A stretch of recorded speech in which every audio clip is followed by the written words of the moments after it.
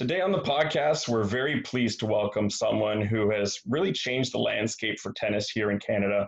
He's a Wimbledon finalist, former world number 3 on the ATP Tour, Canadian year-end number 1 more times than I can even count. And we've got many listeners who've been looking forward to hearing from him on our podcast. Milos Raonic, welcome to Matchpoint Canada. It's good to be back. Thank you guys for having me for the first time. Yeah, we're thrilled to have you, and I just want to begin. Obviously, you know the tour has been on hiatus for a few months. The world has kind of been on hiatus. What have you been up to during this period of quarantine, and have you been able to train the past several weeks on the court as well? Yeah, we've gotten creative. As a tennis player with our full season, this is the first time we're actually having a longer period of time to work on things, to improve things, to try to take that next step to becoming a better player and get closer to reaching my goals. So it didn't really stop for me. Right after the season got canceled, I took a very short break and then got straight into training over several blocks of 4 to 5 weeks each. The first one we really focused on a little bit of tennis, just to keep the feel of the ball, to keep hitting the ball on court, but really focused on fitness and making sure that I could sort of rebuild my body so that when we do get back, especially with the injuries I've dealt with over the last couple of years, that I could try to solve any issues or hopefully prevent anything that might come up in the future. And then the second block, we sort of still continue to focus on the fitness, but we definitely increased the intensity and the volume of tennis and started working more things about implementing things on court, different situations, moving from side to side, tennis-specific movements, different strategies that I would like to use, working off those, building off those, working on coming forward a bit more, a lot of striking on the first ball with returns and so forth. And then the next block, which is going to be the one that leads us into our hopeful return just ahead of the US Open. It's going to be really situational, specific stuff. It's going to be a lot more time on court, obviously going to keep fine-tuning the fitness, but it's going to be about getting out on court, implementing those things I worked through the second block and trying to find things that could help me on court. Watched a bunch of video, saw specific things that other guys do to put me in an uncomfortable situation. So coming up with ways to counteract that, working on specific things that can help me find a way to be the one dictating on court, to be the one that's sort of leading the charge, and hopefully the one that can be implementing my game and imposing my game on my opponents. Sounds like so it's obviously been a really active block of time for you with time off. I think we've heard from other players and they've taken that time to maybe rest up, but for you sort of reshaping your body, obviously vital given the injuries you dealt with the past couple of years. I'm just wondering, when we do get back to live tennis on tour, what do you think is maybe the most challenging aspect after having that hiatus for a while, not having that feeling of competition on court? What's the most challenging thing? I think it's just about getting into that rhythm of matches. Fortunately for me, I guess the silver lining can be that I have been hurt. I have had to stop a bunch of times and come out for matches and sort of find my rhythm pretty quickly. So I have some sense of what is my process to try to get ahead of that as quickly as possible. I think that's going to be the toughest challenge. I think for us also as well, for the men, it's going to be quickly coming up to a 3 out of 5 set match. I think, you can play 1 or 2 tournaments, depending if Washington happens or not. You can play 1 or 2 tournaments, and then all of a sudden you're expected 3 out of 5, which some could say it's similar to what we're expected of early in the year, every year with the Australian Open, but it's different because when we get to the Australian Open, we probably were already playing 2 out of 3 set matches, maybe 6, 8, 10 weeks before. Whereas now, nobody's going to have played any 2 out of 3 set matches in a competitive atmosphere since probably something around the numbers of 16 to 20 weeks. So I think that's going to take a little bit from guys and getting back into it. So I think that guys and girls are going to try to go around, play different exhibitions, try to simulate that as much as possible to give themselves the best opportunity possible to be as ready as quickly as possible. But it's going to be hard to create that kind of real simulation, like playing for points, playing for ranking spots, playing for big trophies right away. And I think it's also going to be an opportunity for people to see how each player might have used this differently this period of time, who used it to work on things, who used it to recover. I think players will sort of get into their game at different paces, and then it's going to be a good opportunity to try to take advantage of that and be extremely ready to get ahead and try to start off strong, because from what I understand, there won't be much tennis to them. I think the schedule is going to stay that they want the full off season and so forth. And it's, for the men's side, it's going to be 3 Master Series and 2 Grand Slams within an 8-week gap. So you want to be firing as quickly as possible and ready as quickly as possible. It's interesting what you say about sort of we'll have a better idea what people have been up to when we see them back in competition during this time. Some players we've seen lots of on social media, exploring different sides, not just their tennis, but their personal side of life too. And you've been pretty quiet on social media even before coronavirus came around this year. And I kind of feel like that's just your focus. You've got that singular focus. And in a lot of ways, it reminds me of your idol growing up, Pete Sampras, who was just focused on his winning and being the best player he could be. Is it a conscious decision not to be on social media too much? And can you let in our listeners and fans of yours who are listening, what are some of the non-tennis things that you've been up to over the past few months? Well, it's been conscious and unconscious at the same time. One thing that I have been fortunate over the last couple months, even before Corona hit, was I was healthy. And it was the time I could train. So obviously that's going to keep me away from that. I wasn't rehabbing any issues. I was able to train, spend as much time as I can on court and doing the things that I can best to prepare myself. And I think that part was unconscious because my time was just busy and I didn't have necessarily the same openings in my schedule. I have made a conscious effort to be on my phone less and just really focus on the things I need to be doing from a day-to-day, that sort of process of going forth. But from before and after, other than being home, things haven't really changed, as tennis players. I've always, in off season or times off, I've actually liked to be sort of in isolation and just really focus on my tennis. So this new way of life has not been as unfamiliar to me as it may have been to people that necessarily are home with their families or not as traveling as much as tennis players. From a young age, you get on the road and you end up spending a lot of time in a hotel room because you're trying to preserve your energy for your matches and this kind of thing. But I have to say the one biggest change for me over this last period of time has been getting a puppy. That's been a pleasant welcome and it's been great. And I'm very happy about that. That does take up a lot of time, a lot of 5 a.m. wake-ups, a lot of 11 o'clock bathroom calls. But it's been a lot of fun and it's added a whole other context through this last few months.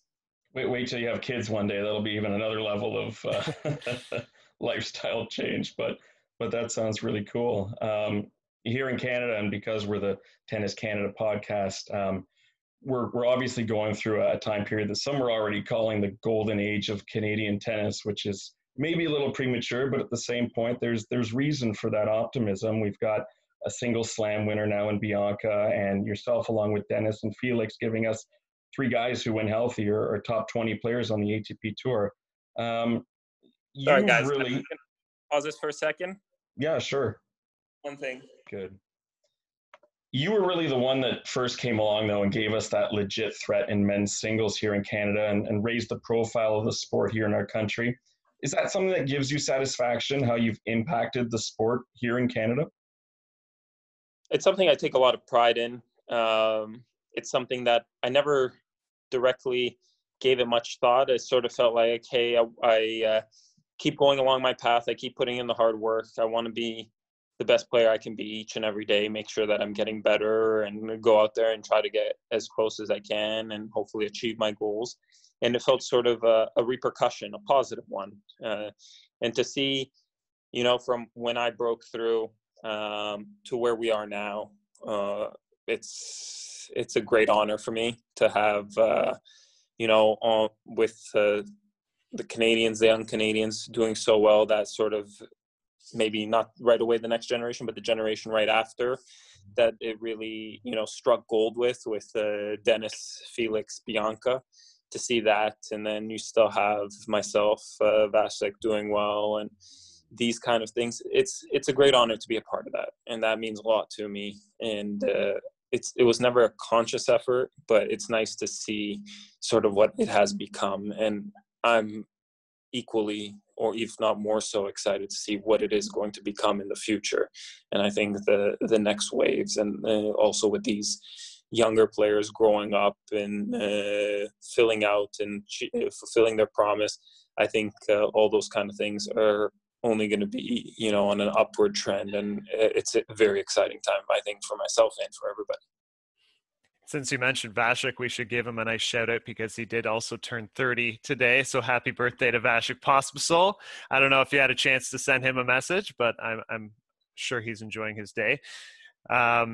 I also wanted to just get back to the schedule, as you mentioned, just playing that block of tournaments in an 8-week span. We have the U.S. Open on the schedule. We have Roland Garros, Western and Southern Open, City Open, all of this beginning in August. What are your thoughts on everything, just, I guess, being that condensed? And do you have any concerns or trepidations about going, you know, in terms of your health and what's been going on?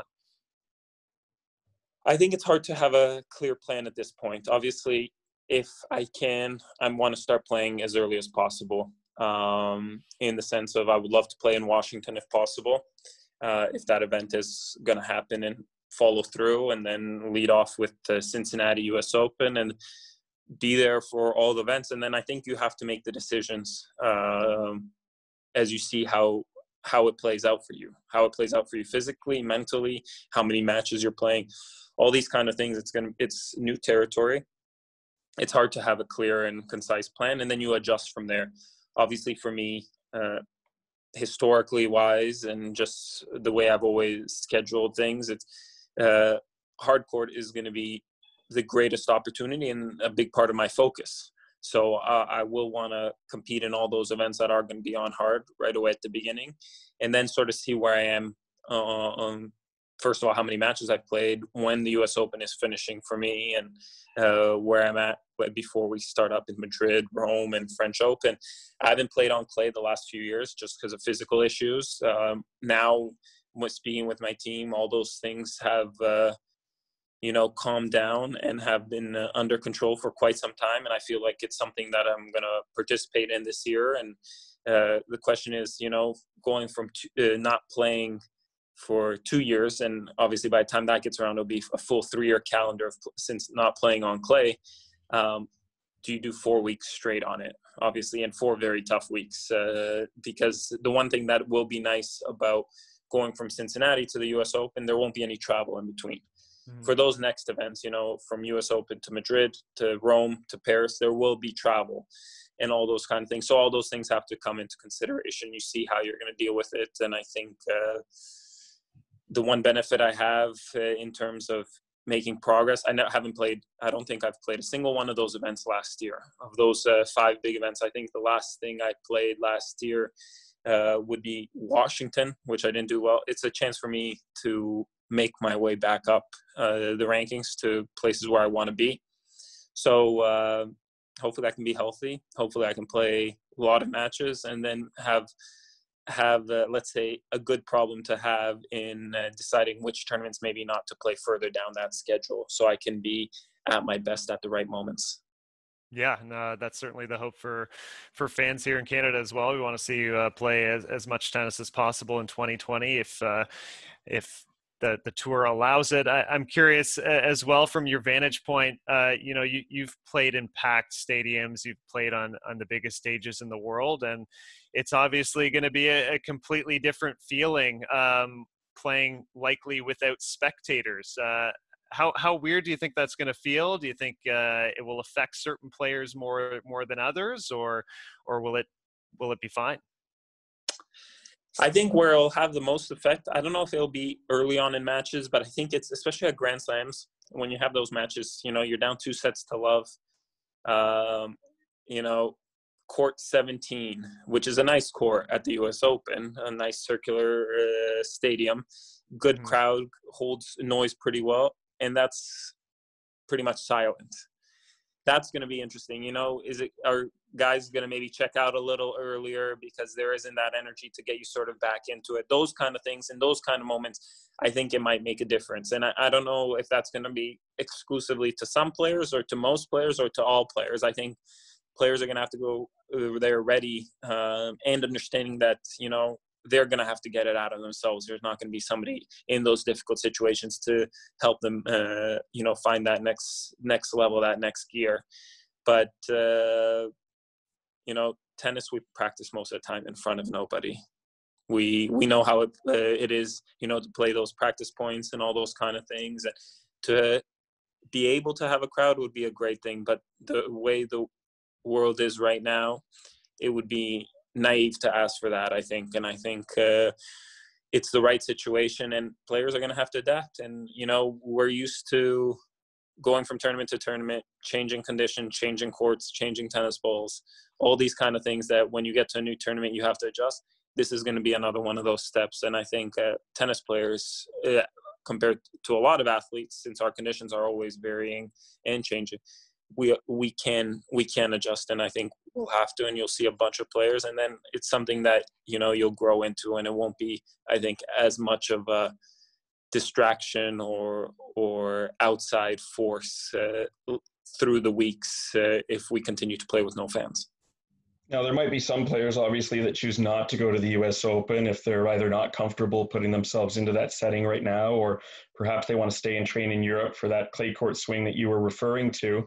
That would be a good opportunity for a lot of people to maybe get that first slam without as many competitors in there at that same level, perhaps. Your career's come at an interesting time, considering you've had to contend with the big three all the way through. Now they're in their mid-30s, late 30s with Roger, and they're still the top presence in the men's game. And then you've also got a lot of young talent coming up that has emerged. Is that a motivator? Is it a source of frustration? Do you ever just wish these guys would go retire and start enjoying the family life? How do you take that as they've just maintained that high level for so long throughout your career and others as well? First, you admire them for what they're doing. You not only are looking at some of the greatest tennis players, but you're looking at the greatest sportsmen in the world that you're competing with, and that you're really trying to get the best of. And it forces you to get even better levels out of yourself, and it forced obviously the three of them to reach new levels amongst themselves as well. And who knows what the level of tennis would be if it wasn't for those guys. Would it be higher, lower? It's hard to say, but definitely they have pushed new barriers. They have created a certain standard of tennis that everybody's trying to live up to and provide and be able to play with on court. But for me, it's an honor to be during this period of time, and the fact that they're still out there and doing it also is very inspiring and motivating. I work very hard. I'm very assured in that, and that gives me my confidence. And hopefully I can be playing at a high level for a long time throughout my career. And, I just take care of the things that I have control of, between the current generation that's been dominant amongst those big three, and then younger players coming up. That's out of my purview. I just really focus on what I can do to get the best level out of myself, and then let the pieces fall where they may, and just go out there, give it my best, and try to be the best player I can each and every week. Yeah, well said. What's your personal comfort level ahead of heading to New York City? just in terms of where coronavirus is right now. I know even when I go out just for a short trip to Canadian Tire, I feel kind of paranoid, and that's how much I've been in my bubble here at home really over the last 3 months. How do you think you're going to feel as you travel there, I mean, there aren't any fans, of course, but still with other players and their small entourages with them. How do you personally feel from that medical sort of side of things right now? It's hard to really have a perspective. I think my whole stance on this was where we are 2 months plus ahead of the U.S. Open, when the U.S. Open was looking to make any decisions. I felt that would be at a point that's maybe too early on to call something off. In that sense, we don't know, from where the world was 4 months ago to where it is now to where it's going to be in 3 months. We have some ideas. We don't have a very clear understanding of it. But what I do understand is things will change. They could change for the better or worse. Hopefully they are for the better. And that we could be, feeling more comfortable about it. Obviously, there will be precautions made. I know the setting that the U.S. Open has presented to the players and the rules and sort of how to go about things. Some players are uncomfortable with. I think a lot of top players are the most thing that they're most uncomfortable with is going to be the minimized teams around them. Being used to having myself personally, a tennis coach and a physio with me there, at least to have to, when you go out to play 3 out of 5 sets, you're choosing either your tennis or your health, and that's a hard decision to make. So that's the toughest decision. But health-wise, I'll always be wearing a mask. I won't be leaving my room unless I need to. I'll practice with another player, which, by the way, I've currently been doing to be able to practice. So those kind of things I will continue and be as cautious as I can and try to, again, control as much as I can and really not get bogged down by the things that might be out of my hands, and try to deal with it as best as possible and really try to, as much as I can, focus on my tennis and see where that takes me. Yeah, in tennis itself, it seems like if you do have a nice controlled environment, that it is a good social distancing sport itself. But I did want to get your reaction on the tennis news that's unfolded over the past weekend and today as well. And I'm sure you're aware of it, the Adria Tennis Tour Exhibition Series that was organized by Novak Djokovic. He's now tested positive for COVID-19. Grigor Dimitrov, Borna Coric, Victor Troitsky, a coach and a fitness trainer as well, all registering positive tests. Were you surprised at all the way this event went on? Did you get an invite as well to compete there? And what was your reaction when you saw this news come through? I did have that conversation about going there. For me, the one thing that I was the most uncomfortable with was going to be if the U.S. Open was to announce that they are continuing with their plans forward, was going to be going overseas and back. The way I saw it was if I had to go overseas and there was going to be no U.S. Open, and the next thing that we were preparing for was the European swing on clay, I knew I was going to be making that trip once. But to make a trip there and back didn't seem like the best decision for me. And also where I was at this point, without having the opportunity to prepare for clay court events, just with the adequate amount of time, that didn't seem the right decision for me. I was a little bit surprised at the Belgrade event to see how packed the stadium was. From what I understood, it was going to be less. And that kind of took me by surprise. Also, the promotional events leading up to the matches took me by surprise between the soccer and the basketball game. Those I don't know if I would have necessarily felt comfortable participating in personally. As far as tennis matches go, and playing a tennis match across from one opponent, mind you, assuming that testing is done before matches, I would have comfort in that. I would have knowing that I was negative, my opponent was negative. Hopefully, if you are providing line judges and ball kids, there are precautions being taken on them, either through them wearing protective equipment or them also being tested, and then minimal contact. those are some things that I could wrap my head around, and I could see myself competing under those conditions. But it's very unfortunate, with Grigor, Borna, Victor, Novak, all those guys testing positive. Also, their families around them, their team. I hope it doesn't have any long-term adverse effects. I hope that they can all recover quickly and it doesn't really affect them in any way in the short term and in the long term. I'm not necessarily too denounced on what exactly it does to your body over the long term and what kind of changes it might make. But I just think that it went a little bit too far to a point that would have been outside of my comfort. And I hope that they can turn that around for themselves personally. And I hope that also it's not going to have this kind of effect on the crowd. I think that would sort of be the toughest thing for a player to take on, is that they put together an event and then it sort of ripples on and has a longer term effect on many people, not just the ones that they're closest with. Yeah, we certainly hope all the players get healthy again and recover quickly. I'm also curious, do you think this might serve as any kind of setback within the ATP schedule at all? I'm not sure if that'll be an internal discussion, but do you think things will still be safe going forward despite these positive tests? Yeah, I think so. I think all this is going to assure them is like, hey, if we're going to have tennis events, they're going to be strictly tennis events with no fans, no media, no extra people that we need. All this is doing, I felt, was assuring that maybe the U.S. Open is going on with those strict precautions in the right way. I guess the only thing I would hope is they told us we don't know what the tours, the world's going to be like in a few months. Maybe there is a chance that you can have more than one team member if things end up.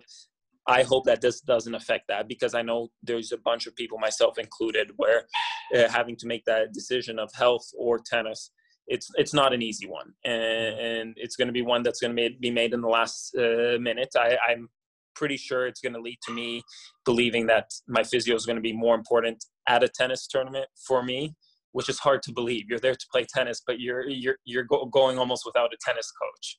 So that's, I hope it doesn't have an effect on that. I hope that if things still continue to be better, if the US Open feels and gets the green light, that they do allow us to have what I would consider our essential team around us. Yeah, and for a player like yourself with the injury history, unfortunately, that is a big decision you have to make. You're also not getting any younger, I have to point out, because as Vasek is turning 30 today, I did a quick search. I don't know why I thought you guys were still in your late 20s, but you've got a big birthday coming up this year as well. Well, I'm still in my 20s. It's true. You've got a few more months. Yeah, I got a few more months. I got till December 27th. I won't rob you of that, but it's funny to me because it doesn't seem that long ago since I was watching you and a very baby-faced Vasek playing in doubles at the Rogers Cup in 2010 in that really cool match against Nadal and Djokovic, who were 1 and 2 in the world at the time. And look at how little's changed in a decade, I guess. But how do you feel about approaching this milestone in age, keeping in mind that you won't get any sympathy from me and Ben because we've already passed it? And how do you think a 20-year-old Milos would look at all that you've done and where you are today? And what do you think he would have said about the career you've had to this point? Well, thankfully I turned 30 in the off season, right? Or maybe that's a bad thing. There isn't any tennis at that moment to distract me. But it feels like a lot has happened over the last decade in my tennis. I broke through, I started playing a few ATP tournaments where I could qualify and get into them in 2010. And I really made my breakthrough in 2011, where I was full-time on tour. And it doesn't feel like it's that long ago. It doesn't feel like it's been 10 years. And that's a good and a bad thing. I think it keeps you motivated, it keeps you excited, and it's something I love incredibly to do. And it makes me completely euphoric that I have the chance to compete and go out to tournaments healthy and try to find a new level and get better. That really does a lot for me personally. And a young Milos would probably would have signed over a lot of things if you could have promised him the career that I've had so far. But current Milos feels like he has a longer ways to go and a lot more to achieve and a lot more things he wants to do. So I wish I had maybe some of that more young positivity of the younger Milos nowadays. It would probably do me some good. You sound like you got a good grasp of the situation. I've got a big one coming up this summer too, so you've still got lots of time. One last question, and then we'll let you get back to your training and your puppy there. But we read your quotes on the cancellation, or I should say postponement of the 2020 Rogers Cup. And if you could just expand a little on your favorite memories of that tournament from years past, maybe even from when you were younger as a kid. I'm sure you must have attended here in Toronto. What are your thoughts, and what will you miss the most this year of not having that event? For me, it's amongst the most important events in my schedule throughout a year that I look forward to, where I want to compete. And I think for it to not to be happening is incredibly saddening. But at the same time, I'm sure amongst what is going on in Canada, throughout Toronto, throughout the bigger cities, which mostly my family, my parents are keeping me aware of when I speak with them daily, it's the right decision. I'm happy that, it won't be 4 years till I get to compete in Toronto again. I'm happy it is being pushed back only to next year, and that the men will have a chance to be there. It is the only tournament I've ever attended as a fan. I've never gone to any other tournaments when I was younger. I went from being under 10 or under 12, being one of those little aces tennis matches where you get to play for 10 minutes and you try to get in as many games before a match goes on. And then you go there, you do the coin toss with the players. I remember Tommy Haas was one of those guys that I did the coin toss for back when it was, I think maybe it was the Demorier Cup. I can't remember what it was called back then, but it was at that old site at York University. I remember I was like a makeshift photographer one time just so I could get a pass so I could be closer to the players when it moved over to the new venue. So all those kind of things in my early developmental stages where it gave me so much motivation, where you get up close to these players and you're like, hell yeah, I want to be a part of this. I want to do everything I can to be a part of this. I want to be a part of this at the Rogers Cup. I want to be a part of this at Wimbledon, at the US Open, all these other events. This is where my dream, where my goals, and I wish for them to take me. So those kind of feelings, having that and knowing that kind of satisfaction from the little kid inside you can't be fulfilled this year by going there to compete is tough. But it is the right decision. And it's also very endearing and positive that we get to come back to it in 2021. And, I'm sure the people will be hungry, the players will be hungry for tennis to be in Toronto. And I'm very excited for it. And I can't wait. And I hope that, there's going to be a normal standard of life back by that time, but also an appreciation for it, because I think people will really miss out for tennis for a full 24 months, what it turns out to be. And I can't wait to get back. Well, I'm sure so many of your Canadian fans can't wait to see you live again next summer. I know we'll be there and eagerly watching when things are back to normal. And we're also excited to see you back on tour when ATP play resumes. Milos, thanks so much for taking the time today. We really appreciate it. Thank you guys for having me. Yeah, thanks, Milos. And don't forget to get that haircut before you step back out onto the court. Well, I might have to do it myself. All right.